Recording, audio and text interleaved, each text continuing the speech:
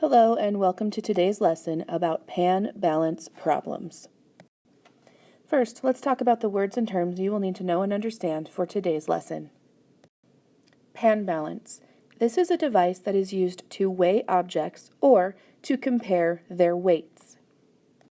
Now, let's talk about how to solve pan balance problems. We are going to start by looking at this pan balance, which has both blocks and marbles. You can see that both sides are perfectly balanced with each other because the pan balance is sitting at a horizontal angle. We are going to try to figure out how many marbles equal one block. In order to figure this out, we are going to start out by eliminating the same number of items from both sides of the pan balance.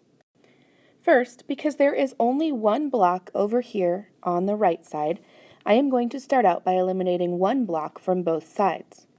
There's one, and there's one.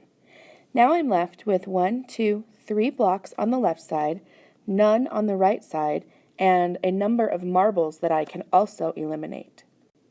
When deciding which side to begin eliminating items from first, the first thing you need to consider is which object is less. I started by eliminating one block from this side because that was the smallest number of any items I had on either side. Then I could easily match one item from the right side to one item from the left side.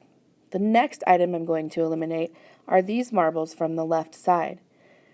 This is because there are less marbles on the left side than there are on the right side, so I know I will be able to take away an equal amount on both sides.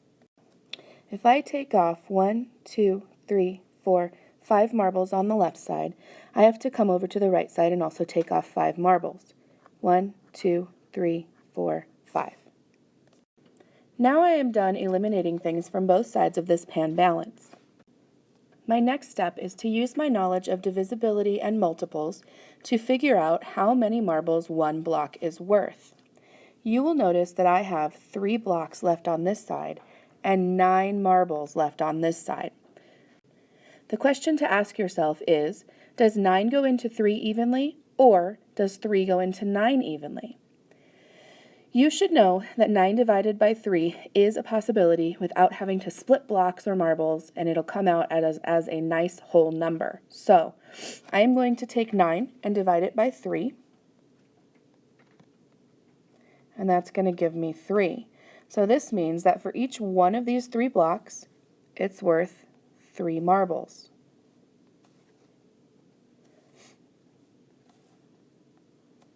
So that means that one block is equal in weight to 3 marbles. Now, let's look at this process one more time. You will notice that this pan balance doesn't have pictures, but instead uses letters and numbers to display the information. For the purpose of this problem, I am going to be trying to figure out how many y's one x weighs. As I stated on the last slide, the first thing you need to do is find the smallest number of objects that you have and eliminate that part first.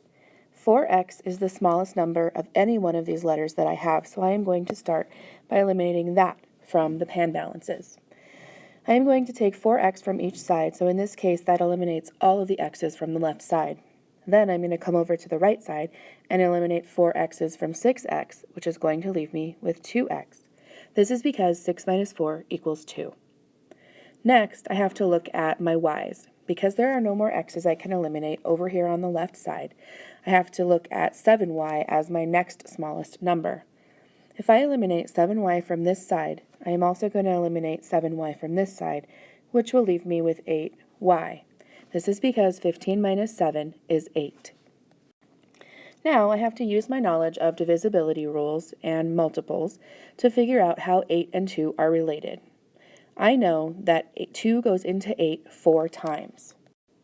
This means that for every one x, there are 4 y's.